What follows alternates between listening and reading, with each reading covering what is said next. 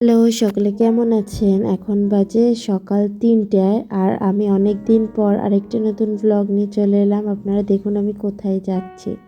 তো তারপরে আমরা ৪টের সময় রেডি হয়ে সবাই বেরিয়ে পড়লাম ট্রেন ধরার উদ্দেশ্যে। তো আগে আমরা বালিগঞ্জে গেলাম, তারপরে ওখান থেকে শিয়ালদা যাব, তারপরে শিয়ালদা থেকে কৃষ্ণনগরে যাব। এবার নিশ্চয়ই বুঝেই গেছেন আমরা কোথায় যাচ্ছি।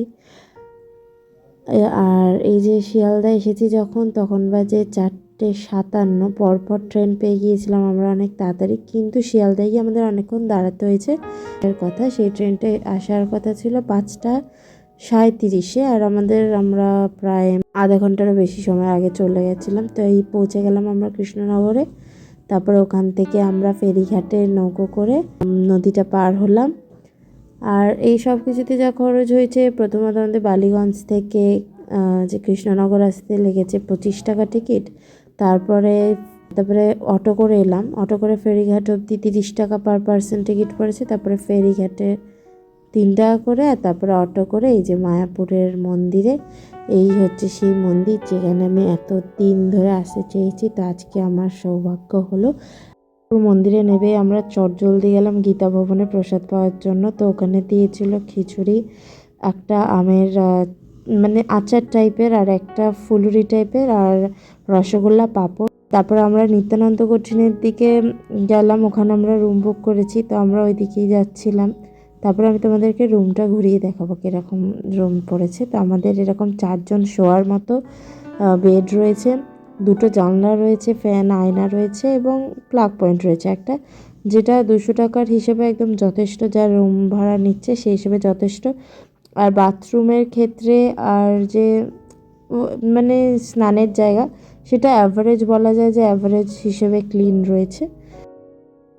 এরপর আমরা ঘরে একটু রেস্ট নিয়ে 1টার সময় বেরালাম খাবারের জন্য, লাঞ্চের জন্য, আবার সেই গীতা ভবনে। তো ওখানে আমরা এই যে বসে পড়েছি, আর আমার বাবা ভিডিও করছিল, বলছিল সবার ভিডিও করবে। তো বাবা করছিল। তারপরে একে একে খাবার এলো। তো আজকে দিয়েছিল ভাত, বেগুনি, আর এটা একটা সব মানে 5 তরকারি, পনিরের তরকারি আর পায়েস। এরপর আমরা এই পুরো জায়গাটা একটু ঘুরছিলাম। এটাই যশোদান ভবনের সামনে এই জায়গাটা। ওই পিছনে গাছটা এত সুন্দর, কাগজ ফুল গাছটা, যে ওখানে দাঁড়িয়ে আমরা অনেক ফটো তুলেছি এই জায়গাটাতে। আর মারা বসে বসে এখানে খালি গল্প করছিল। তারপরে এই মন্দিরের এই ভিউটা, এখানের থেকে মন্দিরটা খুব সুন্দর লাগছিল দেখতে। একদম সেন্ট্রাল পয়েন্টে মন্দিরটা এসেছিলো, একদম সুন্দর। তো এখানে আমরা দাঁড়িয়ে কিছু ফটো তুলে নিলাম। আর এরপর আজকে তো 29 তারিখ, আজকে আমরা এসেছিলাম গীতা জয়ন্তী উপলক্ষে। তো এইভাবেই এতটুকুই ভিডিও করতে পেরেছি, কারণ 4টে থেকে আমাদের গীতা জয়ন্তী উপলক্ষে গীতা পাঠ আছে। তারপরে সেখান থেকে আমরা আবার মন্দিরে যাব। তো আমি ফোন নিয়ে যেতে পারবো না, ফোন আমি ঘরে রেখেই যাব, আর ওই জন্য কোনো ভিডিও দেওয়া হবে না। তো আমি আবার পরের দিনের ভিডিও নিয়ে আসবো। ততক্ষণ তোমরা প্লিজ সাবস্ক্রাইব করে দিও, ভালো লাগলে লাইক করে দিও, আর সাপোর্ট করো। ওকে, তো এই পর্যন্ত। আর এখানে দেখো, আমি দেখাচ্ছিলাম যে আমাদের এরকমইভাবে একটা গীতা জয়ন্তীতে এরকম গীতা পাঠ হবে। ওখানে হচ্ছিল অলরেডি গীতা পাঠ, বাবা মা শুনছিল। তো ঠিক আছে, পরের ব্লগে আবার দেখা হচ্ছে তোমাদের সাথে। আজকের মতো টাটা, বাই বাই।